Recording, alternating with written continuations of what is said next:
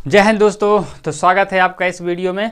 तो आज हम पढ़ना चालू करते हैं संविधान का भाग एक। जो भाग एक में क्या है, अपना भारत और उसका राज्य क्षेत्र है। ठीक है, मतलब कि union of India and it's territories. ठीक है, तो ये अपना क्या है, भाग एक में है, तो इसके बारे में हम बात करेंगे। ठीक है, तो भाग एक के सारे अनुच्छेदों के बारे में अपन बात करेंगे। ठीक है, अपन समझ में आया। तो क्या है कि अपन लगभग पढ़ने वाले हैं सारे अनुच्छेद कहाँ तक, मूल कर्तव्यों तक। ठीक है, मूल कर्तव्यों तक अपन सारे अनुच्छेद पढ़ने वाले हैं, क्योंकि अब देखो ऐसा नहीं है कि अब जो है तो जो सिलेक्टेड आर्टिकल हैं उन्हीं से पेपर बनता है। अब जो है तो अलग प्रकार से बनता है, उनके बारे में विस्तार से पूछ लिया जाता है, उनके उपखंड पूछ लिए जाते हैं।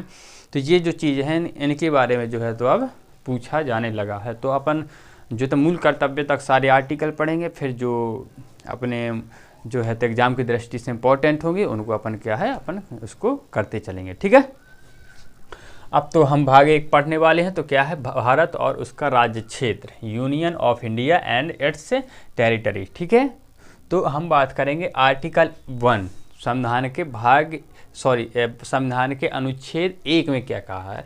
संविधान के अनुच्छेद 1 में कहा गया इंडिया। ठीक, इंडिया यानी भारत। इंडिया को ही अपन क्या बोलते हैं, भारत। मेन क्या है अपना भारत, इंडिया यानी भारत। ठीक है, बजाय राज्यों के समूह के राज्यों का संघ होगा। बजाय राज्यों के समूह के राज्यों के क्या होगा, संघ होगा। ठीक है, तो इसमें क्या है, राज्यों को अलग होने की क्या है, इसमें कोई स्वतंत्रता नहीं है संघ में। ठीक है, तो ये आपको बात क्लियर कर देंगे। तो क्या है, आर्टिकल 1 में क्या दिया गया है, इंडिया यानी भारत बजाय राज्यों के समूह के। ठीक है, राज्यों का क्या है, संघ है। ठीक है, राज्यों का क्या होगा, संघ होगा। तो आर्टिकल 1 में क्या है, भारत के जो है तो नाम के बारे में है। ये चीज़ अपन को याद रखना। ठीक है, अब एक चीज़ अपन को याद रखना, जो देखो इम्पोर्टेंट जो फैक्ट हैं वो तो पढ़ेंगे ही, लेकिन जो शब्द हैं जो अपन को हमेशा याद रखना चाहिए और अपन कन्फ्यूजन रहते हैं उनके बारे में बात करेंगे। जैसे भारतीय संघ और भारतीय राज्य क्षेत्र। जैसे भारतीय संघ कहीं बोल दिया जाए तो और भारतीय राज्य क्षेत्र बोल दिया जाए तो वो तो होना चाहिए कि भारतीय संघ में भाई क्या क्या आएगा, अपना क्या क्या क्षेत्र आने वाले हैं। भाई भारतीय संघ को ऐसा तो नहीं कि भारतीय संघ अपन ने बोला तो क्या उसमें पूरा भारत आ जाएगा अपना, या भारतीय राज्य क्षेत्र बोला तो इसमें पूरा भारत आ जाएगा अपना। तो ये अपनी क्या है, पूरी चीज़ें क्या है अपनी जो है तो क्लियर होनी चाहिए। ठीक है ना, ये बेसिक चीज़ें हैं, क्योंकि ये फिर क्या है डाउट बना रहता है। तो जो भारतीय अगर संघ, कभी भी अपन भारतीय संघ लिखते हैं, अगर भारतीय संघ लिखते हैं तो केवल उसमें 28 राज्य के क्षेत्र आते हैं। ठीक है, भारतीय अगर संघ लिखें तो उसमें क्या हो जाएंगे, 28 राज्यों के जो भी क्षेत्र होंगे तो वो अपने क्या आ जाएंगे, 28 राज्यों के क्षेत्र आ जाएंगे भारतीय संघ की। ठीक है, तो आप जब भी कहीं भी अपन भारतीय संघ लिखते हैं तो उसमें अपने 28 राज्यों के क्षेत्र आ जाएंगे। इतनी बात क्लियर है बच्चों। ठीक है, हाँ, अब हम बात करते हैं भारतीय राज्य क्षेत्र। भारतीय राज्य क्षेत्र में अगर बात करते हैं, भारतीय राज्य क्षेत्र में राज्य और केंद्र शासित प्रदेश के क्षेत्र आ जाएंगे। ठीक है, समझ में आया। तो भारतीय राज्य क्षेत्र में अपने राज्य भी आ जाएंगे 28 राज्य, और अपनी जितनी भी केंद्र शासित प्रदेश हैं, ठीक है, कि जितनी भी यूटी हैं, तो इसमें क्या है भारतीय राज्य क्षेत्र में ये दोनों चीज़ें आ जाएंगी। ठीक है, तो भाई ज़्यादा अगर बात करें कि भाई ज़्यादा क्षेत्र किस में आने वाला है, भाई ज़्यादा क्षेत्र किस में आएगा, तो ऑब्वियस सी बात है कि इसमें आएगा भारतीय राज्य क्षेत्र में, क्योंकि इसमें राज्य भी के क्षेत्र भी शामिल है, इसमें केंद्र शासित प्रदेश के क्षेत्र भी शामिल है। तो जैसे अभी वर्तमान में अपने 28 राज्य हैं। ठीक है, तो 28 राज्यों के क्षेत्र आ जाएंगे इसमें, और केंद्र शासित प्रदेश कितने, 8 हैं, तो 8 केंद्र शासित प्रदेश भी इसमें आ जाएंगे। इतनी बात समझ में आई। और जो भारतीय संघ की बात करें तो इसमें जब 28 राज्यों के क्षेत्र की बात करते हैं तो इसमें केवल 28 राज्यों के क्षेत्र ही आएंगे, इसमें केंद्र शासित प्रदेश के क्षेत्र नहीं आएंगे। तो ये जो डाउट रहता है हमेशा, ये चीज़ क्लियर होनी चाहिए आप लोगों को। बिल्कुल हो गई क्लियर, अरे बोलना पड़ेगा ना, मतलब बिल्कुल अपने दिमाग में बोलते जाइए, हाँ इतना बिल्कुल क्लियर है। ठीक है, तो आर्टिकल 1 में इंडिया यानी भारत बजाय राज्यों के समूह के राज्यों का संघ होगा। ठीक है, तो ये चीज़ अपन को जो है तो डाउट करने वाली, इसको अपन ने इसको भी समझ लिया। ठीक है, अब बात करते हैं अनुच्छेद 2। अनुच्छेद 2 में क्या है, संसद को नए राज्यों का प्रवेश, उनकी स्थापना करने का अधिकार दिया गया। संसद को नए राज्यों की अगर स्थापना करना है, नए राज्यों का इस प्रवेश करना है तो उसकी क्या है अधिकार दिया गया है, तो ये संसद को ही तो दिया जाएगा ना। जहाँ अपने कानून बनते हैं तो अधिकार उसी को दिया जाएगा। तो ये सब अधिकार किसको दिए गए हैं, संसद को ही दिए जाए। लेकिन किसके आर्टिकल, अनुच्छेद में महत्वपूर्ण है ना, तो अनुच्छेद 2। तो देखो एक नोट इसमें विशेष तौर पर याद रखना है, तो अनुच्छेद जो 2 है जो, तो उसमें अगर राज्य की स्थापना इसमें करवा रहे हैं ना अपन अनुच्छेद 2 में, तो इसमें भारतीय राज्य की बात नहीं कर रहे। अगर अपन ने कभी भारतीय जो है तो कोई क्षेत्र क्या किया, एक्वायर किया, मान लो ठीक है, जैसे अपन ने युद्ध में कोई भी क्षेत्र अपन ने जीता, ठीक है, या चीन से हो, पाकिस्तान से हो, जैसे अपने पड़ोसी, युद्ध तो पड़ोसी से हो गए ना, ठीक है, तो पड़ोसी से होते हैं। अभी जो अभी हाल का जो है तो परिवेश है, तो उसमें तो हाल पड़ोसियों से ही हो रहा ना तनाव। तो जैसे युद्ध होता है तो जैसे अपन कोई भी क्षेत्र उनका क्या करते हैं, क्या है, कैप्चर करते हैं, मान लो जीतते हैं, ठीक है, कैप्चर ना बोले कि अपन जीतते हैं, ठीक है। जैसे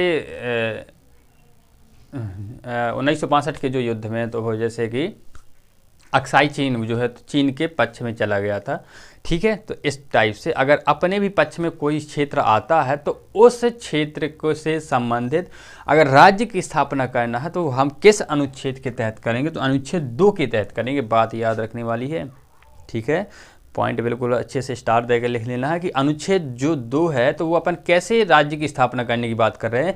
जो अपन क्षेत्र जो है तो दूसरे से क्या करेंगे, अपन जीतेंगे, तो उस क्षेत्र की अगर राज्य की स्थापना करना है उस क्षेत्र में, तो वो हम आर्टिकल 2 यानी अनुच्छेद 2 के तहत करेंगे। और ये करने का अधिकार क्या है, किसका होगा, अपनी संसद का होगा। समझ में आई दोस्तों इतनी बात, कोई डाउट नहीं रहने वाली बात है, बिल्कुल डाउट नहीं रहना चाहिए, ठीक है, एक भी डाउट नहीं रहना चाहिए। बिल्कुल पॉलिटी का एक जो है तो क्या बोले तो मतलब बेसिक से और उच्च स्तर तक, शिखर तक अपन इसको पढ़ने वाले, बस अपन ने स्टार्ट कर दिया, ठीक है। और इसको क्या लिखते जाना है, आप लोगों को क्या करना जाना है, मेन चीज़ क्या है, लिखते जाना है, इनको रिवाइज करते जाना, ठीक है।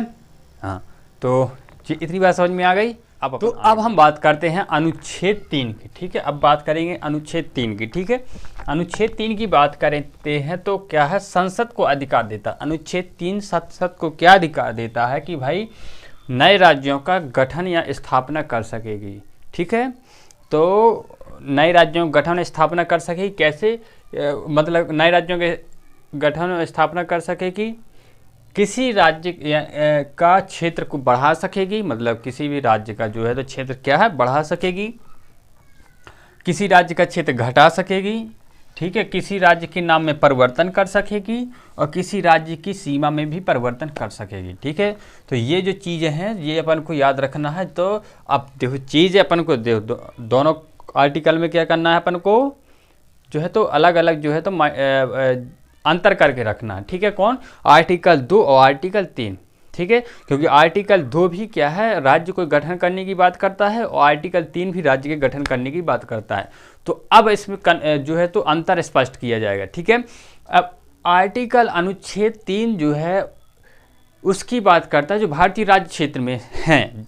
जैसे अभी भारतीय राज्य क्षेत्र में है तो जो है तो उसमें जो काम करेगा तो उसमें आर्टिकल 3 करेगा। अगर हमको अभी की बात करें, जैसे यूपी से कोई अलग करके कोई राज्य बनाना है, एमपी से अलग करके कोई राज्य बनाना है, एमपी और जैसे एमपी और छत्तीसगढ़ अलग हुआ तो वो किस आर्टिकल के तहत हुआ होगा भाई, अब वो आर्टिकल 3 के तहत हुआ होगा। यूपी से उत्तराखंड अलग हुआ तो वो भाई किसके आर्टिकल के तहत हुआ होगा, वो आर्टिकल 3 के तहत हुआ होगा। बिहार से झारखंड अलग हुआ तो वो किसके से अलग हुआ, आर्टिकल 3 से अलग हुआ। समझ में आया इतनी बात। तो मतलब जो भारतीय क्षेत्र में हैं उससे संबंधित उन राज्यों में कोई परिवर्तन करना हो, किसी राज्य की सीमा को घटाना हो, बढ़ाना हो, तो ये सब किससे आर्टिकल से संबंधित होगा, वो आर्टिकल 3 से संबंधित होगा। इतनी बात समझ में आई, आ गई ना। हाँ, और आर्टिकल 2 में जो हमने बताया था जो भारतीय क्षेत्र में नहीं है, ठीक है। अगर हम कोई क्षेत्र क्या है जीतते हैं, वो हैं दूसरे जो है तो सीमा को क्या करते हैं अपन जीतते हैं, तो उसमें अगर अपन को राज्य बनाना हुआ, ठीक है, और भारतीय क्षेत्र में प्रवेश दिलाना हुआ तो उसमें आर्टिकल 2 का उपयोग करेंगे हम। अंतर समझ में आया ना दोनों में, ठीक है। जो भारतीय क्षेत्र नहीं है उसमें अगर राज्य की स्थापना करना वो क्या है आर्टिकल 2, और जो भारतीय क्षेत्र में हैं उनमें जो है तो राज्यों की जो स्थापना करना है और परिवर्तन करना है तो आर्टिकल 3 की बात करेंगे। इतनी बात समझ में आई बच्चों? हैं दोस्तों, समझ में आ गई इतनी बात? आर्टिकल और 2 में 3 में क्या हो गया, अंतर स्पष्ट हो गया होगा पूरी तरह से, ठीक है।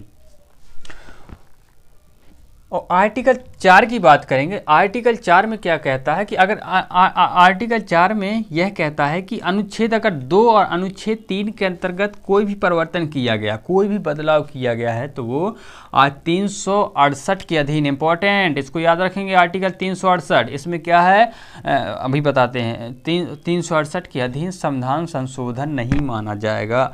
तो अगर हम बताएं कि संविधान संशोधन की प्रक्रिया कहाँ दी गई है तो अनुच्छेद 368 में दी गई, वेरी वेरी इंपॉर्टेंट, ठीक है।